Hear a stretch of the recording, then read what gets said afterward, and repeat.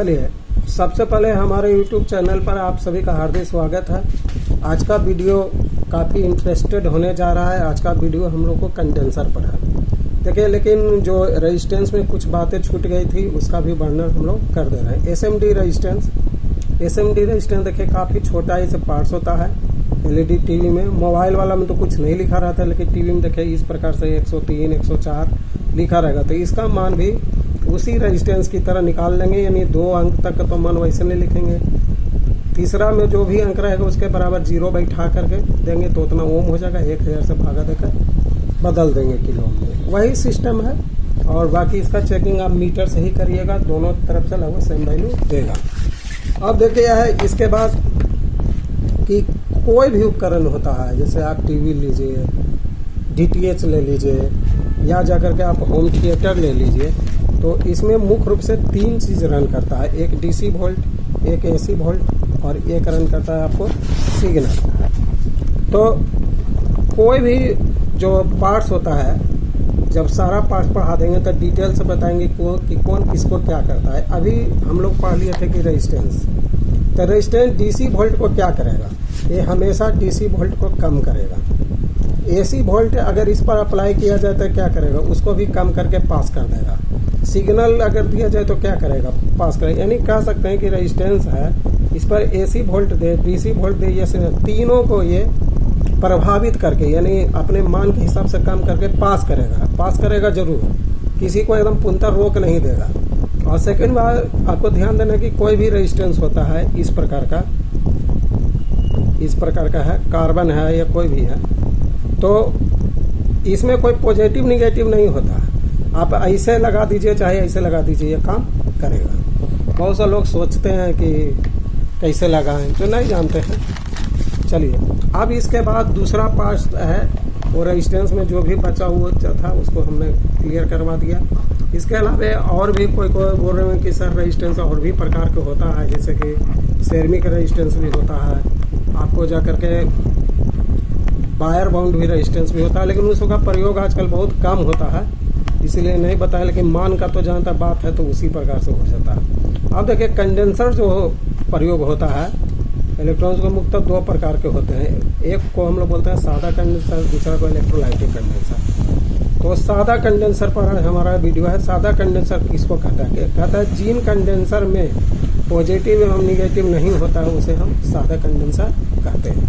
कहता है कि जिस कंडेंसर में पॉजिटिव तथा निगेटिव नहीं होता है उसको हम लोग सादा कंडेंसर। इसका ग्राफ का निशान इस प्रकार से होता है। इसका माप की इकाई, सबसे छोटी इकाई पीएफ होता है। 1000 पीएफ 1 किलो पीएफ और 1000 किलो पीएफ, शायद 1 शून्य ज़्यादा हो गया है। 1000 किलो पीएफ बराबर 1 म्यूएफ, एमएफ या एमएफटी होता है। आप देखिए, ये सादा कंडेंसर भी जो होते हैं, जो मुख्यतः 4 प्रकार के होते हैं प्रयोग। और ज़्यादातर लेकिन टीवी में 2 ही प्रकार का प्रयोग होता है, देखा जाता है, पेपर कंडेंसर और पॉलिस्टर कंडेंसर। सेरेमिक कंडेंसर और एसएमडी कंडेंसर भी होते हैं। तो एसएमडी का प्रयोग ज़्यादातर मोबाइल और एलईडी टीवी में होता है। सेरेमिक कंडेंसर का प्रयोग आजकल बहुत कम होता है, इसलिए हम पढ़ा रहे हैं कि कभी कभी टीवी में आ जाता है। जैसे कि यही देखिए टीवी किट है, तो देखिए यहाँ पर ये सेरेमिक कंडेंसर आपका ये लगा हुआ। ये देखिए ऑटोमेटिक चार्जर का किट है, तो इसमें देखिए एक ये है, देखिए पीला वाला जो सेरेमिक का काफ़ी मतलब एकागो ही रहता है, ज़्यादा नहीं प्रयोग होता। अब सबसे पहले कहता है पेपर कंडेंसर। कहता है कि जिन कंडेंसर में डाई इलेक्ट्रिक पदार्थ के रूप में कागज का प्रयोग होता है उसे पेपर कंडेंसर। डाई इलेक्ट्रिक पदार्थ हम लोग जानते हैं कि कंडेंसर में क्या होता है कि एक ये लोहा एल्युमिनियम का ये पत्थर होता है, एक इसके बीच डाई इलेक्ट्रिक पदार्थ को रख करके कंडेंसर होता है। यही अगर डाई इलेक्ट्रिक पदार्थ के रूप में कागज का प्रयोग होता है तो उसको हम लोग बोलते हैं पेपर कंडेंसर। पहचान, या इसका पहचान बिल्कुल आसान है, क्योंकि सभ्य आदमी जो भी थोड़ा सा ग्रामीण एरिया में रहते हैं जानते हैं मसूर का दाल। तो ये देखने में एकदम मसूर के ताल की तरह लगता है। देखते हैं प्रैक्टिकली दिखा, हमारे यहाँ जो पढ़ाई होती है थ्योरेटिकल प्रैक्टिकल साथ ही साथ होता है। बहुत सारा आते हैं पूछने के सर, तो ये नहीं कि अब आप बोल रहे हैं मसूर के तब दिखाएंगे नहीं। देखिए, जो भी आपको मसूर की दाल की तरह दिख रहा है, जैसे यहाँ पर देखिए ये दिख रहा है, ये देखिए, ये देखिए जहाँ पर पेन देखिए, ये देखिए, ये देखिए। इसके बाद देखिए यहाँ पर है ये दोनों को देखिए। तो ये सब जो मसूर की दाल की तरह दिख रहा है तो सब आपका पेपर कंडेंसर है। अब सेकंड है पॉलिस्टर कंडेंसर। नाम से ही स्पष्ट है, जिसका ड्राई इलेक्ट्रिक मटेरियल ग्रुप में पॉलिस्टर का प्रयोग हो। तो पॉलिस्टर कंडेंसर जो होता है यह चपटा चौकोर लाल हरा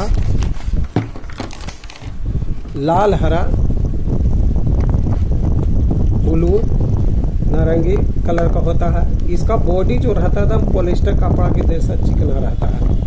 देखिए अभी इसको देखिए, देख लीजिए, ये देखिए दोनों हरा वाला देखिए एकदम पॉलिस्टर जैसा चिकन आता है। ये है देखिए पॉलिस्टर का। ये देखिए यहाँ पर लाल वाला देखिए, या मैरून भी कह सकते हैं। ये देखिए बहुत ज़्यादा प्रयोग होता है। ये देखिए ब्लू भी जो देख रहे हैं ये भी होता है। तो हुआ पॉलिस्टर कंडेंसर। अब इसके बाद होता है सेरेमिक कंडेंसर। दिखा ही दिए थे कि काफ़ी कम प्रयोग होता है, अतः जिसमें है जो कि डाइलेक्ट्रिक के रूप में सेरेमिक का प्रयोग होता है। यह भी चपटा चौकोर पत्थर नुमा, एकदम पहला तो निशानी के एकदम देखिए पत्थर जैसा होगा। ये देख लीजिए, देखिए स्लेटी कलर का है, लेकिन ये पीला कलर का भी होता है। ज़्यादातर पीला कलर का पहले देखा जाता था, उजला कलर का भी होता है। तो अब देखिए एसएमडी कंडेंसर। एसएमडी कंडेंसर इसका प्रयोग एलईडी टीवी इस सब में होता है।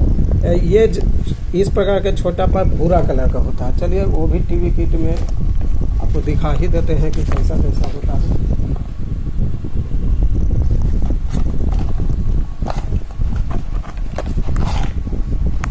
देखिए, ये देखिए एलईडी टीवी का किट है। इसमें देखिए जो भी आपको भूरा भूरा दिखाई दे, यहाँ पर ध्यान दीजिए। देखिए, चलिए वो बहुत वहाँ पर घुसा हुआ है, नहीं देख रहे हैं। जहाँ पर आपको स्पष्ट दिखाई देता है हम वहीं पर दिखाते हैं। देखिए स्पष्ट एक यहाँ पर दिखाई दे रहा है। ये देखिए, ये देखिए पार्ट्स है। ये देखिए भूरा कलर का। इसके बगल में यहाँ पर देखिए ये छोटा छोटा, ये देखिए भूरा वाला, ये देखिए भूरा वाला। ये सब है जो कि एसएमडी कंडेंसर। अब देखिए ये तो कंडेंसर का पहचान हो गया कि पेपर कौन हो गया, पॉलिस्टर कौन हो गया। अब इसका मान निकालने का नियम होता है कि सादा कंडेंसर जो हुआ, पेपर पॉलिस्टर, तो क्या सब एक के है। अब जैसे देखिए कि जितना ही पेपर कंडेंसर है तो क्या सब एक के कोई कहीं लगा देंगे, तो इसका सीधा सा आंसर है नहीं। उसका मान देख करके लगाएंगे भाई, इसी कहाँ लगा देंगे। तो इसका मान निकालने का मुख्य रूप से दो नियम ज़्यादा आती है। कहता है कि यदि किसी कंडेंसर पर 1 अंक या 2 अंक या 3 अंक की संख्या लिखी हो तो उसका मान सीधा उतना पीएफ हो जाता है। जैसे कि लिखा हुआ 10, तो सिर्फ बाजार में कहिए 10 पीएफ दीजिए जी सेरेमिक या पेपर कंडेंसर दे देगा। 220 तो कहिएगा 220 पीएफ का दे दीजिए, दे देगा। 104 तो बोलेगा 104 पीएफ का दीजिए, दे देगा। अब ला कर लगा दीजिए, जितना है कोई झमेला नहीं। इसके बाद है कि अगर दशमलव में कुछ लिखा हो, अगर किसी कंडेंसर पर दशमलव लगा कर तो उसका मान उतना मिक्रोफराइड हो जाता है, माइक्रोफराइड हो जाता है। जैसे 0.1 है तो 0.1 माइक्रोफराइड का हो गया, 0.004 माइक्रोफराइड का हो गया। अब देखिए इसमें एक ध्यान देना है कि नोट में कि किसी पॉलिस्टर कंडेंसर के ऊपर 3 अंक से पहले 2A तथा 3 अंक के बाद के या जेली, उस पर कोई विशेष ध्यान देना नहीं है। वो सब टॉलरेंसी के लिए होता है। सिर्फ आपको 103 अंक से मतलब है, जैसे 104 है तो 104 पीएफ का ही हो गया। इससे ज़्यादा कोई झमेला नहीं लगाना है। तो इस प्रकार से आज का हमारा वीडियो सादा कंडेंसर के ऊपर था।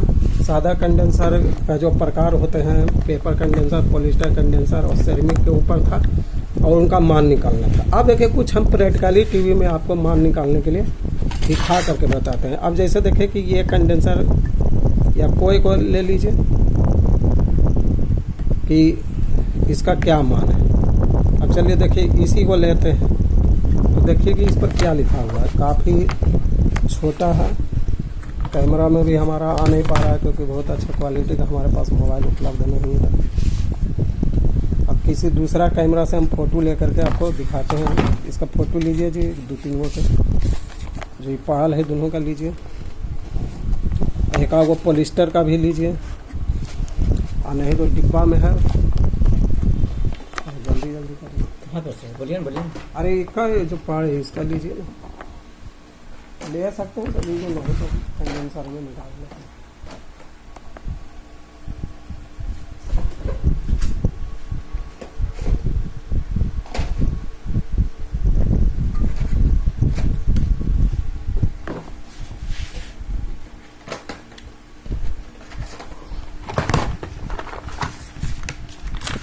चलिए वो लेने का कोशिश कर रहे हैं, तब तक हम आपको कुछ कंडेंसर जो निकला हुआ है उसी को दिखाते हैं।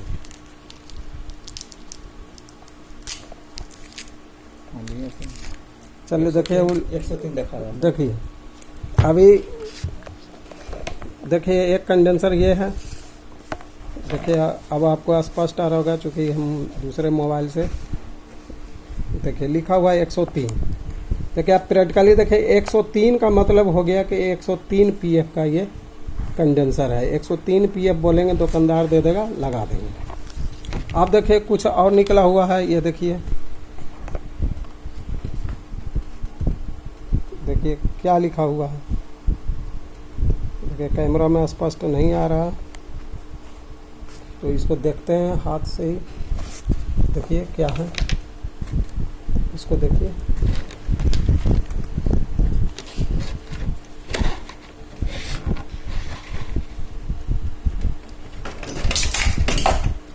किस है सर? ठीक है,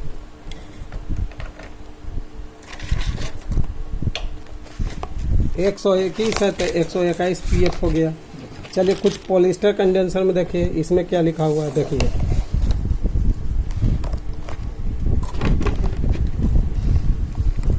देखिए इस पर क्या लिखा हुआ है, इसमें तो थोड़ा स्पष्ट दिखा। चलिए कैमरा से खींच लीजिए इसको भी।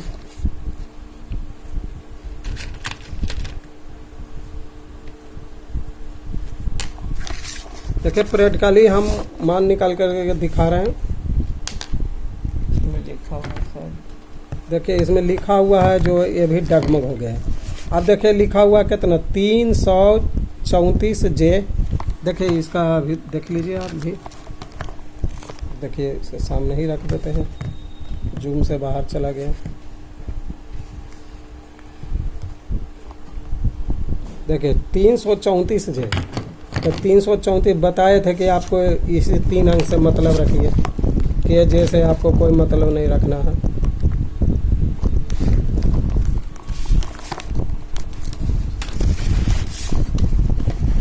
तो देखिए 334 है।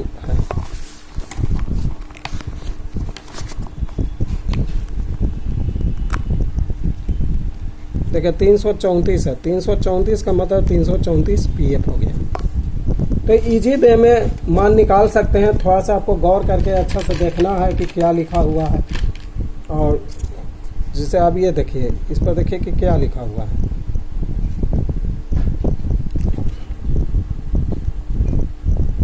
देखिए 332J, तो 332J है यहाँ पर लिखा हुआ, तो 332 पीएफ हो गया। तो इस प्रकार से बहुत आसान है, आप आसानी से बाज़ारों से ला करके लगा सकते हैं।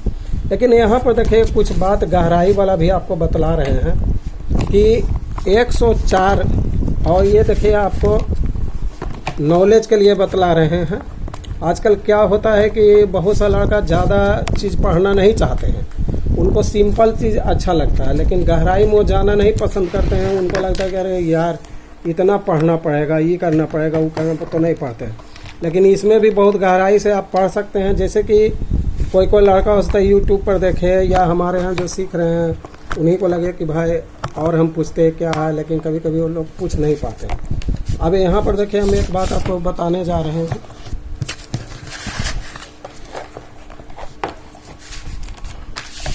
देखिए कि अगर किसी कंडेंसर पर 104 लिखा हुआ है, पेपर है चाहे पॉलिस्टर है, तो इसका मान हम लोग कैसे निकाल देंगे? तो मान तो सीधा बताए 104 है तो 104 पीएफ बोलेंगे, दुकानदार दे देगा। सही बात है कि दुकानदार दे भी देगा, आप ला के लगा भी दीजिएगा, आपका पार्ट्स भी बन जाएगा, जो भी आपका उपकरण में खराबी है। लेकिन असली बात है कि इसको 104 PF है मान इसका बोलना उचित नहीं है। बोलेंगे वो दे तो देगा, बना लेंगे, मैकेनिक स्तर तक सही बात है। लेकिन अगर कोई लड़का डिप्लोमा कर रहे हैं, ITI कर रहे हैं, बीटेक कर रहे हैं, उनके लिए ये शोभनीय बात नहीं है। उनको क्या इसको UF में या तो इसको देखे 10 पर 4 जीरो देंगे तो इतना PF इसको बोल सकते हैं 10 पर 4 जीरो कि ये है जो कि इतना PF का है। या इसको 1000 से भाग दे देंगे तो ये किलो PF में बदल जाएगा, 3 जीरो कट जाएगा तो हो जाएगा कि वो बोलेंगे कि 100 किलो PF का है। ये भी कुछ हद तक सही बात है। उनको बोलना होगा 100 किलो। आप देखिए, आप बाजार में यहाँ जाइएगा, बोलेगा 100 किलो PF दिए तो दुकानदार 104 रहते बोल देगा कि नहीं है, ऐसा बोल देगा। या इसको जानते थे कि 1000 किलो PF बराबर क्या होता है, 1000 की माइक्रोफराइड होता है। या इसमें 1000 से और भागा दे देंगे तो देखिए क्या होगा, E0 से E0 कटेगा, E0 से E0 बराबर आ जाएगा 1/10 और 10 से इसमें भागा दे देंगे तो क्या चीज़ होगा 0.1 माइक्रोफराइड। तो देखिए अब 104 का मान क्या क्या आया। पहला तो आप हो गया ठेठ में मैकेनिक स्तर में कि 104 PF बोलिए, 104 PF बोलिएगा दुकानदार सही में दे देगा।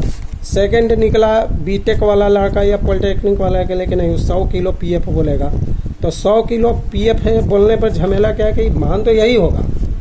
अगर कोई बोल दिया आपको पढ़ाने वाला कि इसका मान क्या होगा, तो आप या तो 10 पर 4 जीरो लगा करके इतना PF भी बोलेंगे। अब वो पढ़ाने वाला इंस्ट्रक्टर या टीचर या कहिए प्रोफेसर ये बोले कि इसका मान ठीक है 104 PF, वहाँ तो नहीं बोल सकते हैं आप बीटेक में या पॉलिटेक्निक में। 104 आप ये मिस्त्री लेवल पर ही बोल सकते हैं, वहाँ आपको बोलना होगा 100। हाँ 1 लाख PF है सर। देखिए इकाई दहाई सैकड़ा हज़ार 10,000 लाख, कि 1 लाख PF हुआ। या इसको 1000 से भागा देकर वो बोलेंगे किलो PF में बोलो तो भाई 100 किलो PF हुआ। लेकिन अगर इसमें भी 1000 से भागा दे देंगे तो 1000 किलो। देखिए अभी हम देखें यहाँ पर जो इकाई लिखाए थे, इसका यहीं पर देखिए यहाँ लिखाए थे कि 1000 PF किलो PF बराबर होता है 1 माइक्रोफराइड। तो इसको जब वहाँ से भागा दे देंगे तो ये आ जाएगा 0.1 माइक्रोफराइड का। तो 104 के बदले इतना मान हो सकता है, या आप सीधा या तो मान लिया जाता है PF में या UF में। तो देखें, लेकिन ये दुकानदार के लिए समस्या होता है, पार्ट्स बेचने वाला के लिए, कि बाजार में पार्ट्स दो ही तरह का मिलता है। बीच में 100 किलो PF ये सब जल्दी नहीं लिखा मिलेगा, या तो 104 लिखा हुआ वाला PF मिलता है या 0.1 वाला। तो 104 PF बोलिएगा तो 0.1 रहते भी दुकानदार घुरा देगा कि उसको पता नहीं है 104 और 0.1 एक ही चीज़ है, 0.1 माइक्रोफराइड। तो घूम जाइएगा। अब अगर आप 104 PF बोले, उसके पास 104 वाला तो धड़ाक दे देगा। अब आप बोलिएगा कि 104 PF है नहीं है या 100 किलो PF, तो बोले नहीं है। और तुरंत बोलिएगा कि 0.1 माइक्रोफराइड है, देखेगा कि 0.1 लिखा है तो दे देगा। आप बोलिएगा दोनों एक ही चीज़ बना था जी, तो बोलेगा हम की जाने गए था कि नहीं था। तो 104 को अगर आप ऐसे भी कन्वर्ट तो देखिए, लेकिन ज़्यादातर अगर कोई मैकेनिक देख रहे हैं तो सीधा आप 104 PF बोलिए। लेकिन आपको ये दिमाग में होना चाहिए कि 104 PF 100 किलो PF और 0.1 UF एक ही चीज़ है। उसका तरीका बदल गया। जैसे कि हम बाजार में बोलेंगे कि 1000 ग्राम सब्जी दो चाहे 1 किलो दो, बात तो बराबर है, वही बात है। लेकिन हम ये जानकारी के लिए आपको बता दिए कि कोई हो सकता है पढ़ा लिखा व्यक्ति आपको टोक दे कि ये 104 PF को UF में कैसे बदलेंगे, तो ये सब नियम है। आप देखिए जो बात रेजिस्टेंस में पढ़ाए वही पढ़ाते हैं कि अब ये सादा कंडेंसर, जैसे बताया कि किसी भी इलेक्ट्रॉनिक्स उपकरण में 3 चीज़ चलता है। AC वोल्ट बताए थे, DC वोल्ट, और एक चलता है सिग्नल के रूप में क्या होता है हम लोग का, या तो ऑडियो का सिग्नल या वीडियो का सिग्नल, या दोनों। जैसे DTH 36 से सिग्नल आता है तो इसमें आवाज़ का भी आ रहा है और चित्र का भी। तो ये क्या करता है, अगर इसके बीच में कंडेंसर लगाया जाए, इस पर तीनों चीज़ अप्लाई किया जाए तो कंडेंसर क्या करेगा। देखिए सादा कंडेंसर खास करके, अब सादा कंडेंसर में पेपर पॉलिस्टर चारों हो गया, जो भी लगा दीजिए तो देखिए ये क्या करेगा, AC वोल्ट को पास करेगा, ये AC वोल्ट को क्या करेगा, पास करेगा, प्रभावित करके, कम करके, ज़्यादा कभी नहीं करेगा।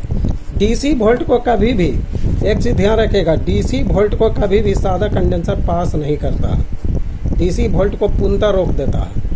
कभी भी यही होता है सादा कंडेंसर DC वोल्ट को रोकता है, AC वोल्ट और सिग्नल को सिर्फ जाने देता है। अब सिग्नल है तो सिग्नल को क्या करेगा, सिग्नल को इधर पास करेगा, सिग्नल जो है ये पास होगा।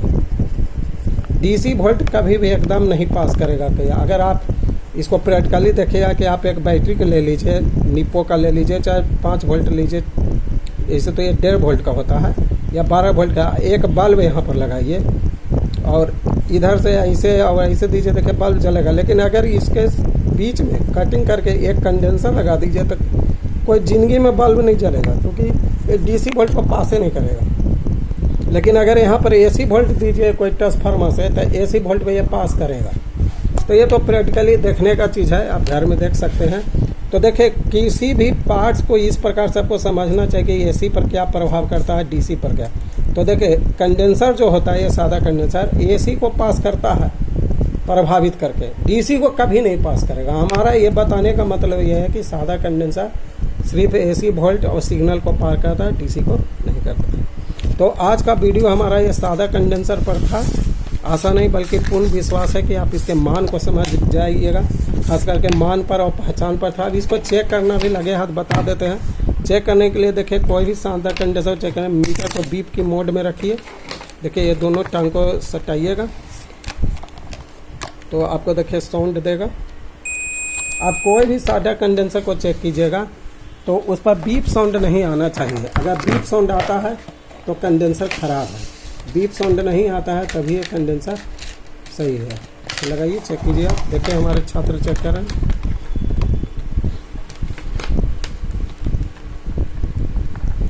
चलिए सही है, और दूसरा चेक करिए।